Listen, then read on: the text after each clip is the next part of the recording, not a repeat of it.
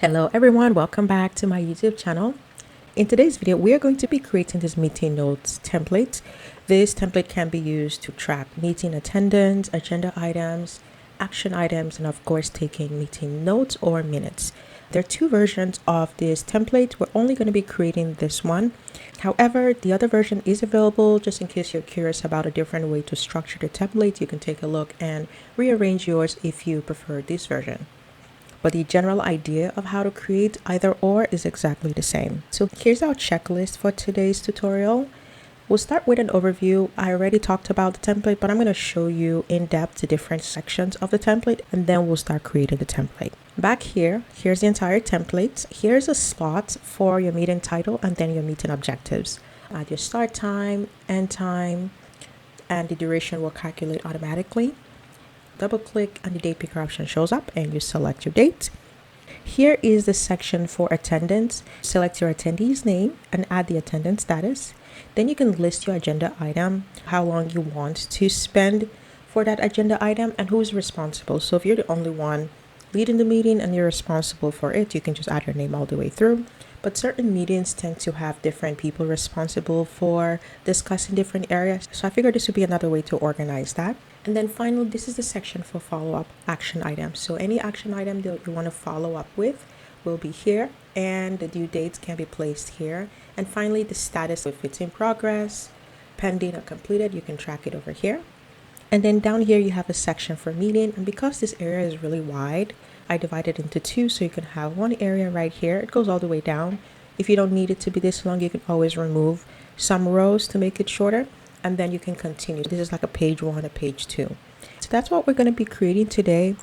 This template doesn't have a lot of formulas, so we're just focusing on the structure and the functionality. Okay, so back here, we can cross this off.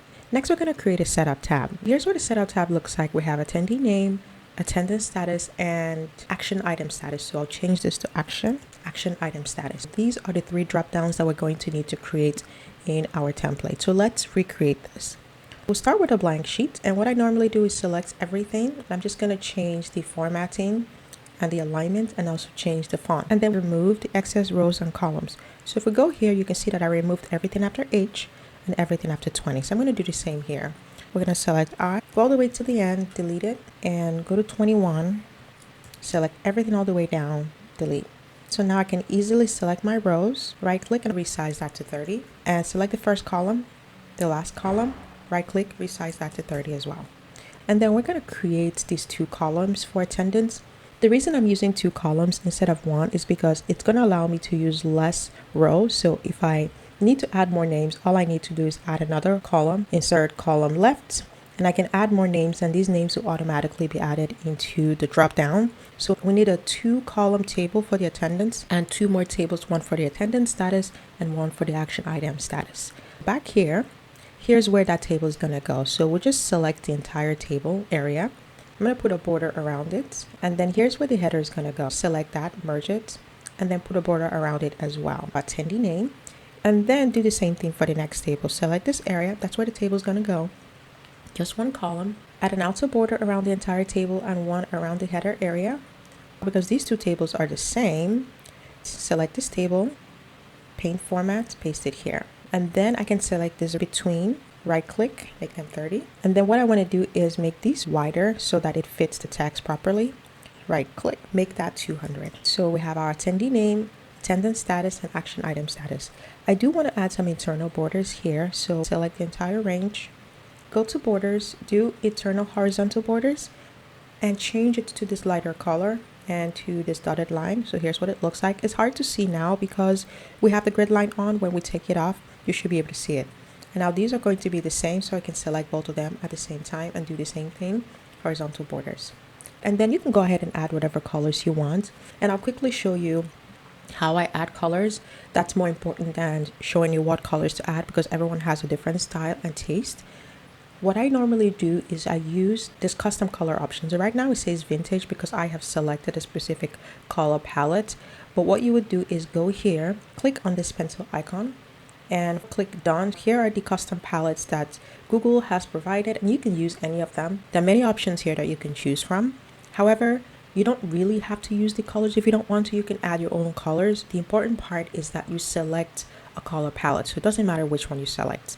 So let's say I go with this one, this earthy one. Then I can go to customize and change it to what I want. So if I don't like any of these colors, I can replace them with the colors I want. So how you would do this is to click on the arrow next to the color, and you can select whatever alternative color you want. And if you want to add in your own custom color, you can do so by clicking on this button. You can add your X code or insert a picture. You can use the color picker option and select that color. The important part is that you're using this color palette. This is important because if you do want to change the colors in the future, or let's say you're following this tutorial and you're not ready to select a color, just select whatever one and start applying the colors. And then later on, when you're ready, you can actually go in and change the colors, and it changes it automatically. Here's what I mean. So you can see we have this color here, and if we go here, you can see that this color shows up here and it shows up here. So let's say I change my mind. I don't want this color anymore. What I can do is, instead of going and reselecting the color here and then changing it in every single tab, all I need to do is go here, click on the arrow. That's the color right here. Okay, this is the color I don't want. I'm just going to click here and select a new color. I'll select dark purple, click done. And now you can see it changes it here, but not only that, it changes it here and it changes it here. It makes it very efficient to change your colors. And if you have any graphs and charts, it also changes it there as well. So more efficient than changing it one by one. So that's what I would recommend. So for the rest of this tutorial, I'm going to apply a color palette from here. I encourage you to use the color theme option to apply colors to your template. So let's go ahead and apply whatever colors you want to your template. So I applied my colors and I applied some background color here. So now that this is somewhat done, let's go ahead and remove the grid lines. To do so, go to View, Show Grid Lines. The next thing we're going to do is add our placeholder data. So if you already have your attendee names, attendance status, and action items that you are going to use for your meetings, go ahead and use that. But if you want to use placeholder data as you're going through the process of creating the template, you're welcome to do so. Just copy and paste whatever placeholder data that you want to use in your template. To save time, I'm going to copy the placeholder data from here, and I'm going to place it in my sheet, and then rename my sheets Setup Tab 1, so I can distinguish between this one and this one. So here's what it looks like. And then I think I'm going to add a column divider here. So just selecting one column, going here and using the right border. So this is what it looks like. So let's go back to our checklist. So back here, we've done the setup tab, so we can cross that off. Next, we're going to create the dashboard structure. We'll start with the outline, and then we'll go about creating the different parts. We'll start with a new sheet. I'm renaming it version 1.1 because I'm recreating this one. So like I did before, I'll go ahead and clean it up. So change it to the font I want and change the alignments. And then when we go back here, I also remove the excess rows and columns. So everything after L has been removed, and here everything after 71 has been removed. So we're going to do the same thing here. So now that we've done that, select all the rows, right click, resize it to 30. Click on the first column, the last one, so A and L, resize, make those 30 as well. Let's go back to our example. Now we're going to resize some of these columns. We'll go section by section. First, we'll create the one for this section, so B and C. So let's go here, B and C, resize them together, make them 150. Next, we're going to create these two right here. This is a narrow column and this is a wider column. So that would be column D and E. So we'll do 30 for column D, and then for column E, because this is going to be agenda item, so it can be a really long sentence or a phrase. So let's make that 300. And of course, feel free to make it wider if you feel like you're going to have really long agenda items. Or what you can do is also change the height of the rows. That way you can have 2 lines of text in each row. And then we'll work on these two next. So F and G will make them 150 as well. And then this area right here is about the same as this area. So what we can do is go here, D, E, F, and G, right click and copy. And then go to H, right click, paste special, column width only. And that saves us a little bit of time. Okay, so we're done with the foundation of the template. Let's go back here and create the rest of them section by section. We'll start with this first section here. This section goes from B to K and from row 2 to row 6. So 2 to 6, B to K, and we'll add the outline right here. This area is going to be the general header area. So I'll add a border around it and merge it. And then if you want this to be bigger or wider, you can do so as well. So click on that, resize, and probably make this 45. And then you could add something like monthly staff meeting. So we have our header there, We can make it bold and increase the size. Next, we'll create this area right here. This is going to say meeting title, and this is where we're going to place the meeting title. This says meeting objectives, and we'll place the meeting objectives right here.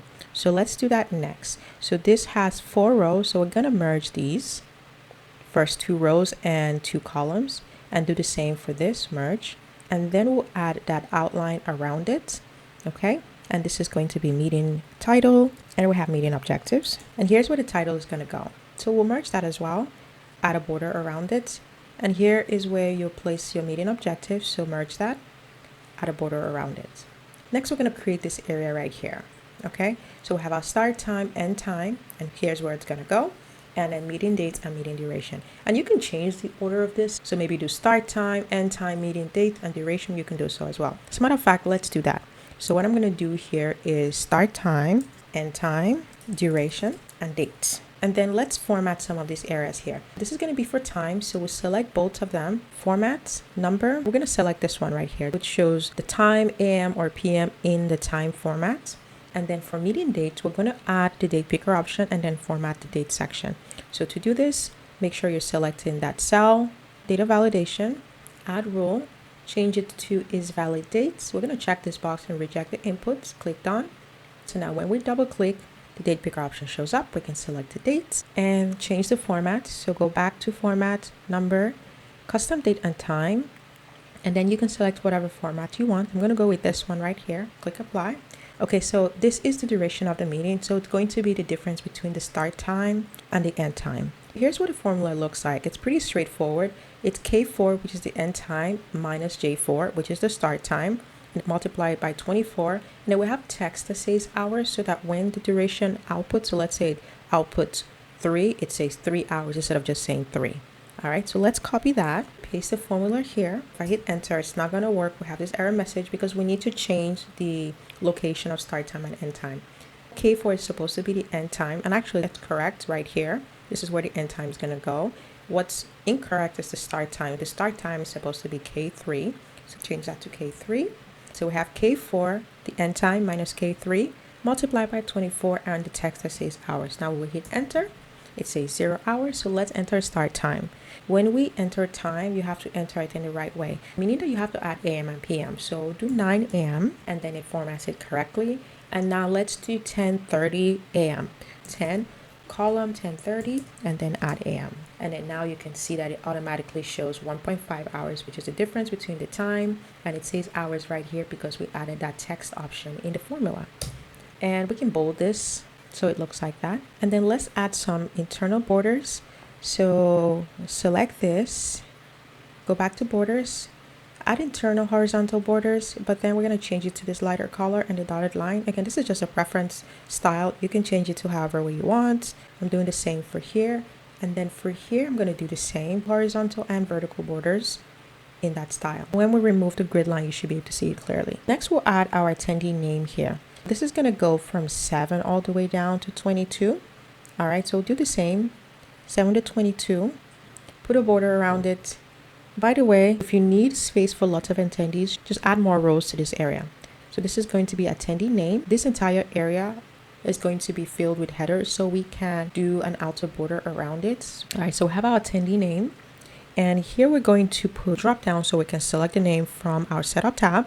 To do this, just select the entire range. We're going to go to data validation, change it from drop down to drop down from range. Click on the icon to select data range.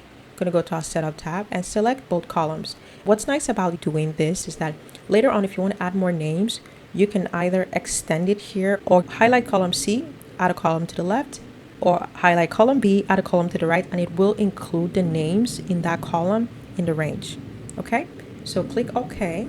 And then I'm going to go to advanced option because I want to change it to arrow and click done.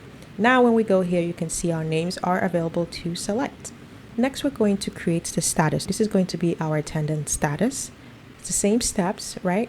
Let's add our border around it. We already have data validation open, so add rule, drop down for range, click on the icon to select our range, back to our setup tab, attendance status, select the entire table, click OK. And we're going to keep this as the chip option. You could also change it to the arrow if you want to keep that style. It's up to you. Click done. And then now we have our attendance status next to our name, so we can assign attendance status to our attendees. Now, if you want to increase the width of the column, you can do so here. Select both of them, resize it 175, hit OK. So this fits a little bit better. All right, so next we'll work on this section here. Here's going to be check boxes so we can cross off the agenda items as we go through it. Our agenda items here, how long we expect the agenda item to last for, and who is responsible for that agenda item. So I'm just copying the headers here to save time. Here is where our checkbox is going to go. So select the entire area, insert checkbox, and I like to make it just a little bit smaller than the text. Here's where our agenda item is going to go. We don't really have to do anything. I like to keep this left justified, so I'm just going to apply that formatting here. For the duration, we don't have to do any formatting here. And for who is responsible, as you can see, we have the same drop down here, so we're going to apply that.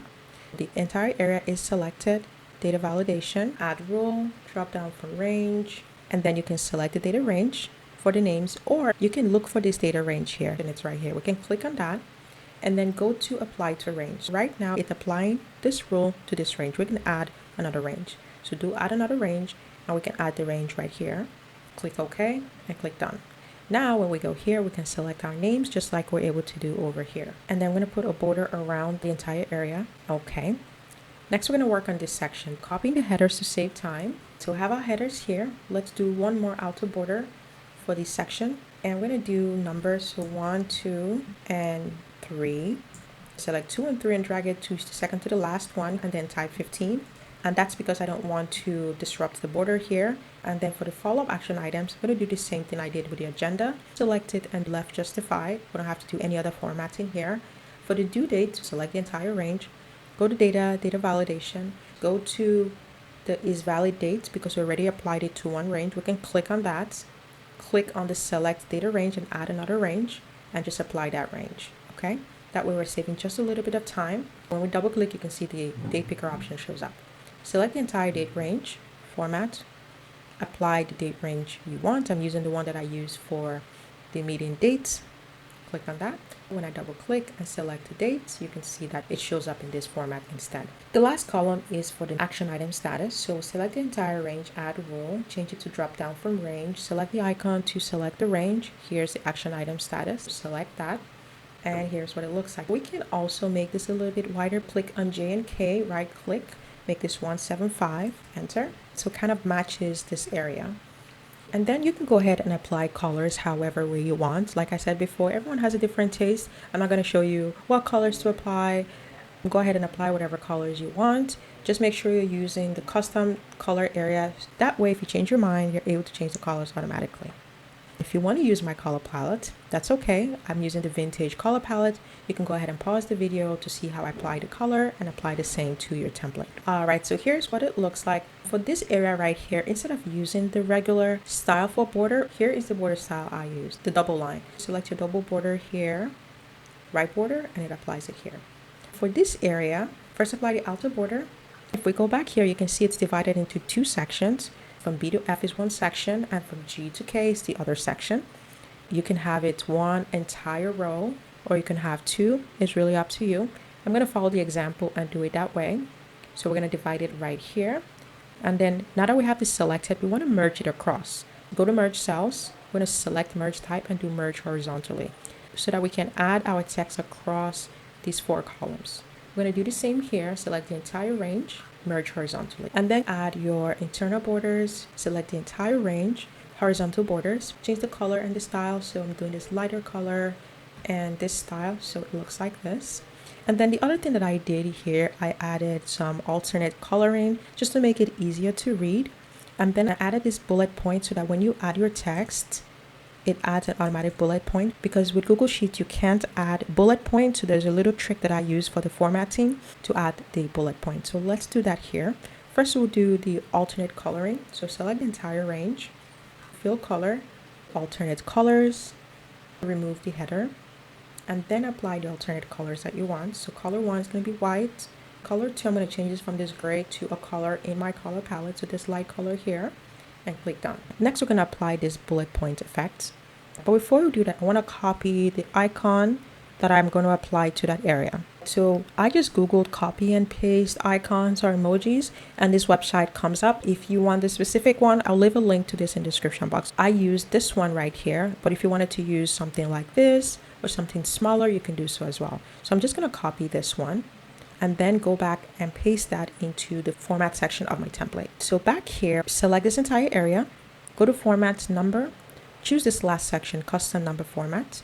So what we're looking for is the one that says at. We're going to select this one.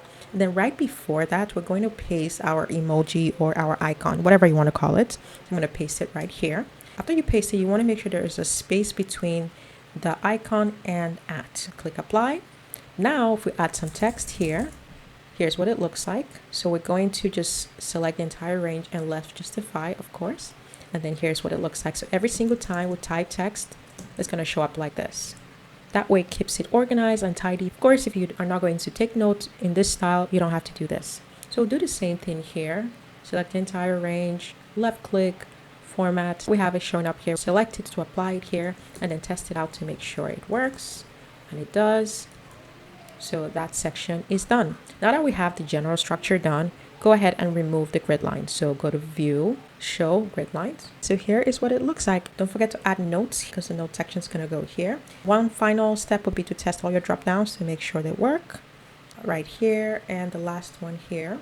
So one thing I forgot to do was to show you how to add the scratch off effect. So here in our example, when we check off the agenda item, it crosses the agenda item and the duration. Actually, we can have it cross off the person responsible, so the entire area is crossed off. We're going to use conditional formatting to do that. Back here, so I have some placeholder data here.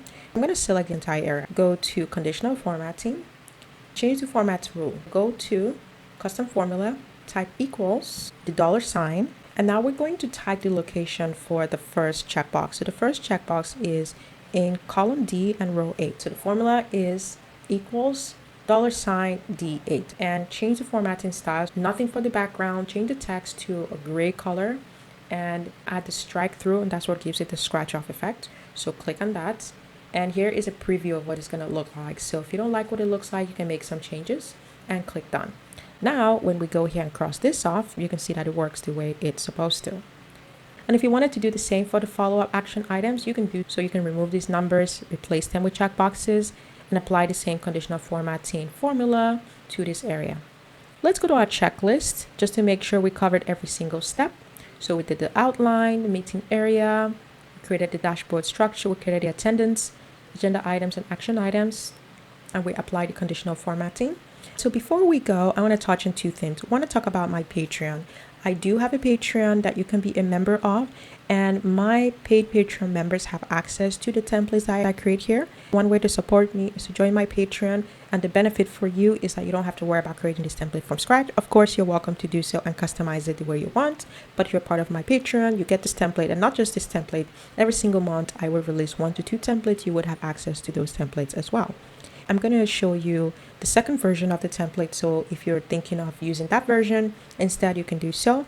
And then I'll show you some of the meeting templates that I have for sale. Those are a little bit more advanced just in case you're looking for something more for your templates. So let's go to meeting version 2. Here's what that looks like. So everything else is the same. The only difference is that the attendance section here is longer automatically. And of course, you can add more if you need to. And the meeting section is right in this area, so you really don't need a lot of space for meeting minutes. You can do that, or if you're not going to be taking meeting minutes, you can use this area for additional notes or reminders, things like that. I'll make it slightly smaller, so if you want to take a screenshot of it and then use that to create yours, you can do so. All right, so now I'm going to show you some of the templates I have for sale. I currently offer 5 different meeting templates. Depending on what you're looking for, one or more might work for you. I'll go through each one briefly. This one has 12 meeting tabs. It does have a summary dashboard. If you have 1 meeting a month, you can use the entire template for 1 year. Or if you have 4 meetings a month, you can use the entire template for a quarter. Then you make another copy. Here's what it looks like. It's pretty straightforward, similar to what we created here. You have all the sections created already for you, and the dashboard area summarizes the information from all the tabs.